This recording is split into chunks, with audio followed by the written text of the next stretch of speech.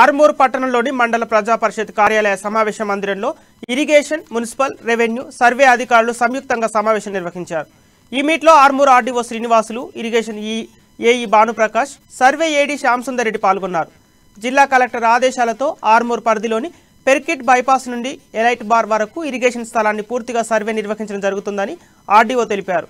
8 రోజుల పాటు అన్ని శాఖల అధికారుల సమన్వయంతో సర్వే కొనసాగుతుందని ఆర్డీఓ శ్రీనివాసులు పేర్కొన్నారు.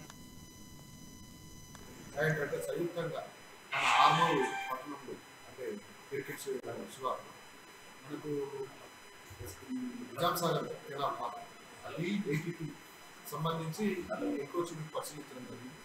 దాన్ని కూడా ఇప్పుడు ఇవాళ నుంచి సర్వే స్టార్ట్ చేసాం. అంటే మనకు అక్కడ కరీంనగర్ రోడ్ ఫ్లైఓవర్ జంక్షన్ నుంచి స్టార్ట్ చేస్తూ ఇక్కడ టౌన్లో ఇంతవరకు గడ్డపరిచిన పరిశీలించేస్తున్నాం. అందులో భాగంగా ఈరోజు అంటే సర్వే టీమ్స్లో మండల సర్వే టీమ్స్, అలాగే ఎక్కువ ఇతర సర్వేస్, అలాగే ఇరిగేషన్ నుంచి ఇద్దరు ఏఈస్, అలాగే తహసీల్దారు వాళ్ళ ఆఫీస్ నుంచి రెవెన్యూ ఇన్స్పెక్టర్, వీళ్ళందరూ ఈరోజు టీమ్ ఫామ్ చేసి